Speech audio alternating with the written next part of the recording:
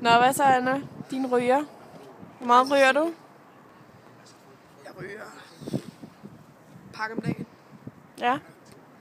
Er det hårdt rygermiljøet herude. Ja. Kan du fortælle lidt mere om det?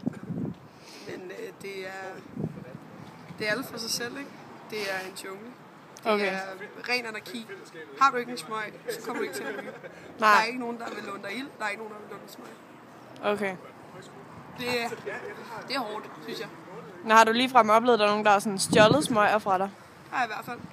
Jeg kan fortælle dig præcis, hvornår det skete, Cecilie. Umiddelbart efter vi havde danset i fredags, der ligger jeg min pakke røde LA med mit garderobenummer til min jakke. Den ligger jeg på bordet ved siden af mig. Køber en stor øl. 2 sekunder efter den væk. Sådan simpelthen taget. Ja, har du så set nogen gå rundt med din pakke siden? Jeg har set nogen med en ekstra stor LA-pakke, ja, og jeg vil ikke nævne navn. Nej. Men det er skidt. Ja. Og der vidste jeg, at det her miljø, der er på DMJX, det er lone wolf. Der er ikke nogen wolfpack. Det er helt sikkert. Så